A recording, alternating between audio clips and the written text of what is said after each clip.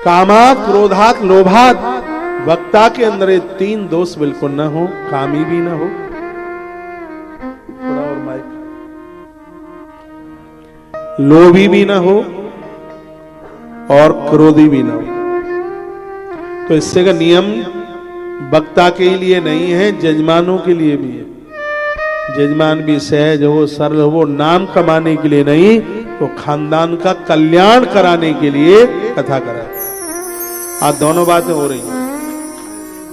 वक्ता को धन चाहिए और जजमान को नाम चाहिए। एक कथा में जजमान जी रूठ गए हमसे, रोज नाम लेते जजमान का, उस दिन नाम नहीं ले पाए। पैसा खर्च कर रहे हैं, 50 लाख खर्च हो रहा है, आज आपने हमारा नाम नहीं लिया। अब आप बताइए ऐसी कथा का क्या मतलब? शायद हमसे ज्यादा जजमान का कोई आदर करता हो। उस दिन चूक गए, नहीं लिया नाम। उस दिन पता लगा कि कथा कल्याण के लिए नहीं, ये कथा नाम के लिए। ऐसी कथाओं का कुछ नहीं। और वक्ता भी धन इकट्ठा करने के लिए कथा कहता है, तो वो भी अपना ये लोक और परलोक बिगाड़ लेता है। अवक्ता ये कथाम पुण्याम शृण्वन्ति नाम नरादमा तेसाम श्रवणजम नास्ति फलम दुखम भव। जो नरादम भक्ति रहित होकर, इस पुण्यमयी भक्ति रहित होकर इस कथा को सुनते हैं, उन्हें श्रवण का कोई फल नहीं मिलता। वे जन्म जन्मांतर में क्लेश भोगते हैं। कथा के बीच में कभी भी खड़े होकर के नहीं जाना चाहिए।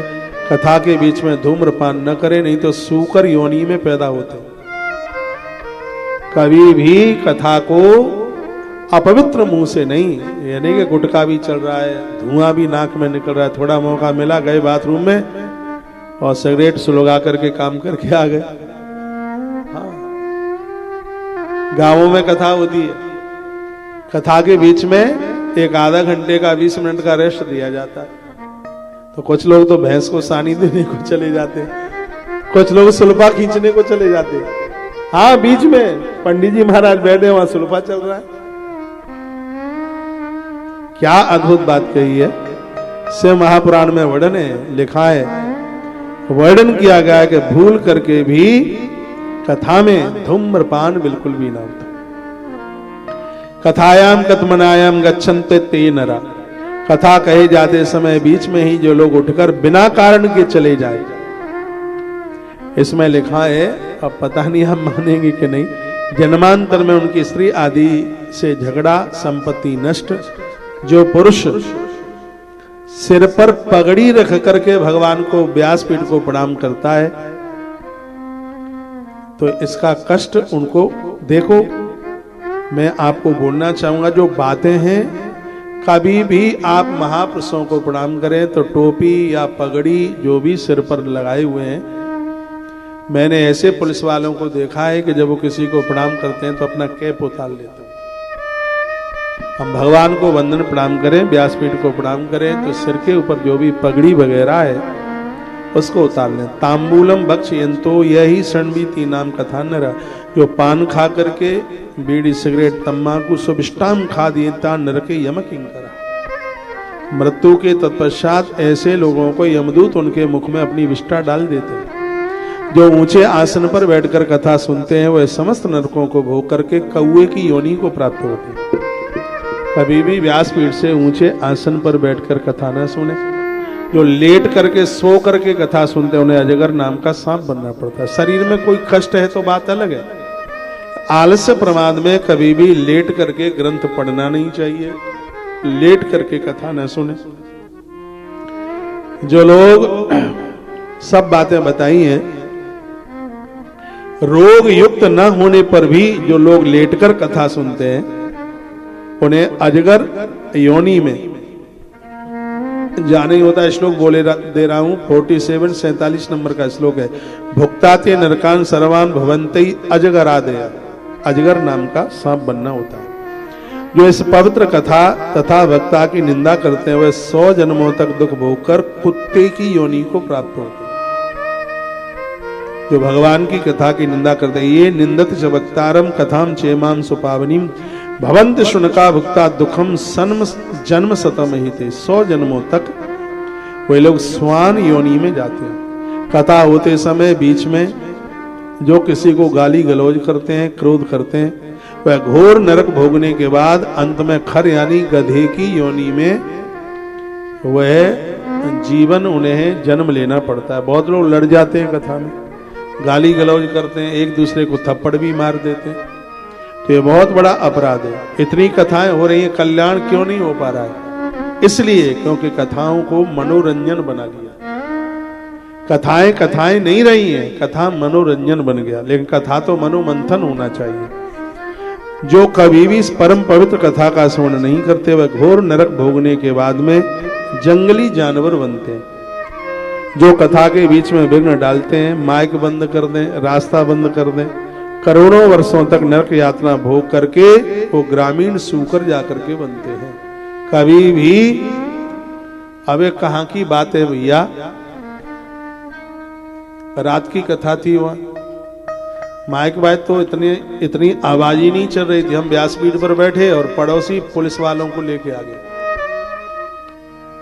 हाँ पुलिस आ गई, 5-7 जवान आ गए हमें पकड़ने के लिए। माइक बंद करो, कथा बंद करो, ऐसा भी हो जाता है।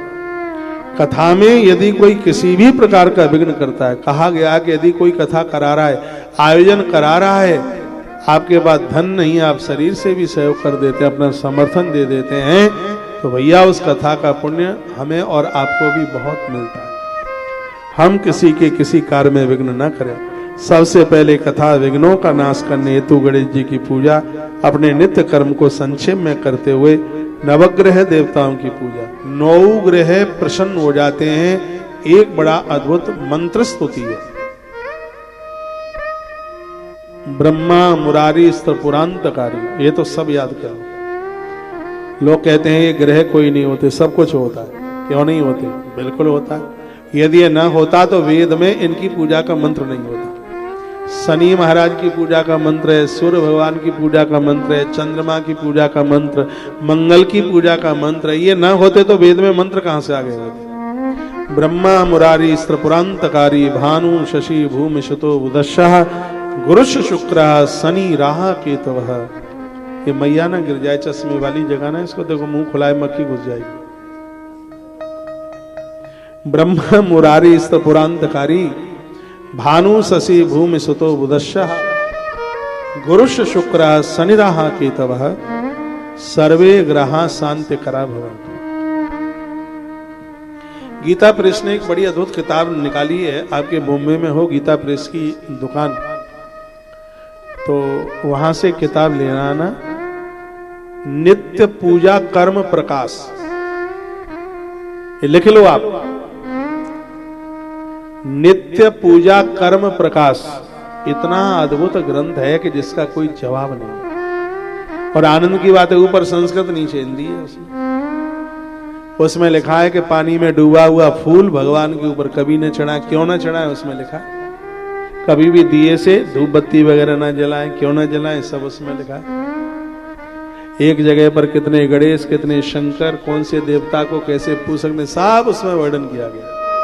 सुबह जागते हैं तो कौन कौन से देवता का नाम ले, ये सब नित्य पूजा कर्म प्रकाश उसका नाम है। गीता प्रेस ने छापा है उसे, और बहुत अद्भुत ग्रंथ है, अद्भुत किताब, हिंदी संस्कृत दोनों, सब देवताओं के मंत्र है उसमें। तो आप ले आइएगा। तो लिखा है कि नवग्रह संपूज्य, 9 ग्रहों की पूजा कमाल कर देती। पूजा में, आराधना में नवग्रह देवता का पूजन होना चाहिए। सर्वतो भद्र दैवतम, सगरे देवता सर्वतो भद्र में बैठते हैं, उसकी भी पूजा। आज हमारे जजमानों को आचार्य जी ने पूजा कराई होगी, कराई चौकियों पे। उसमें सर्वतो भद्र मंडल वगैरह सब देव पूजे जाते हैं। शिव पूजोक्त विधना पुस्तकम तत्समुच्चयेत्। शिव महापुराण की कथा में पुस्तक पूजा की बड़ी महिमा, इसलिए जजमानों के द्वारा ग्रंथ का पूजन किया गया। कितने भाग्यशाली हैं जिन्होंने बेलपत्रियां चढ़ाई है, कितने भाग्यशाली हैं जिन्होंने फूल की माला चढ़ाई है। ग्रंथ साक्षात भगवान महादेव का स्वरूप है। और इसमें वर्णन है, जो कथा में आते समय ग्रंथ को प्रणाम करके बैठता है, आरती से पहले ग्रंथ को प्रणाम करके ही श्रोता खड़े होते हैं। भगवान शंकर उनके घर तक उनके संग संग चलते हैं। भैया ऐसे श्रोता का क्षण कहीं पड़ जाए स्थान काशी में हो जाता है। पूजनान्ते महाभक्ता करुवद्धा विनीतकः, पूजन के अंत में विनम्र भाव से बड़ी भक्ति के साथ दोनों हाथ जोड़कर साक्षात शिवस्वरूपिणी पुस्तक की इस प्रकार से स्तुति करनी चाहिए। आप चल दिए, नागपुर जा रहे हैं? अच्छा,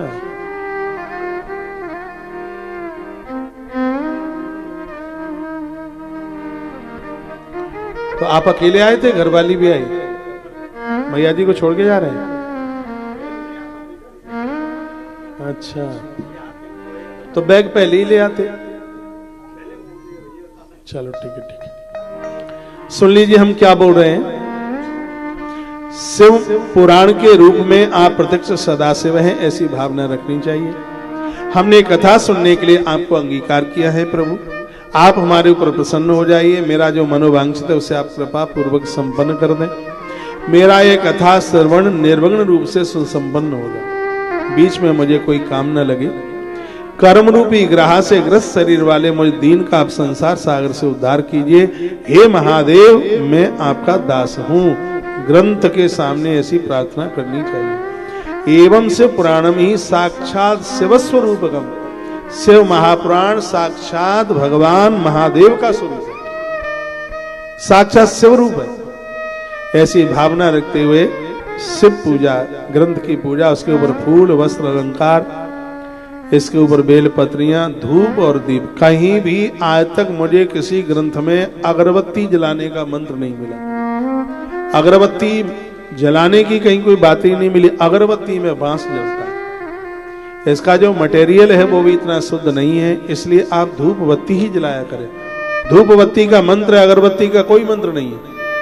अगरबत्ती मुसलमानों से आरंभ हुई, इन्होंने पीर पैगाम्बर जलाना शुरू किया और ये सनातनियों ने भी देखते देखते उसको जलाना आरंभ कर दिया है। तो आप धूप बत्ती जलाइए। यहां भी धूप बत्ती का नाम अगरबत्ती का नाम ही नहीं। धूप बत्ती जलाएं,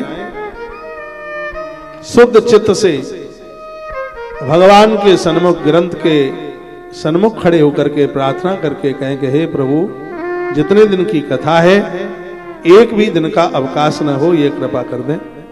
तत्पश्चात कथा वक्ता का पूजन करें, उसके अंदर गुरु भाव रखें, भक्ति पूर्वक 5 अथवा 1 ब्राह्मण का वर्ण करें, उनके द्वारा शिव पंचाक्षर मंत्र का, शिव पंचाक्षर है ओम नमः शिवाय, इस मंत्र का जप किया जाए। इससे यजमान का बहुत कल्याण होता है, ऐसा वर्णन किया गया। इसके नियमों में कहा गया पुंसाम दीक्षा बिना नाम ना अधिकार कथा श्रवे, गुरु दीक्षा के बिना ये कथा अपना प्रभाव नहीं दिखाती है।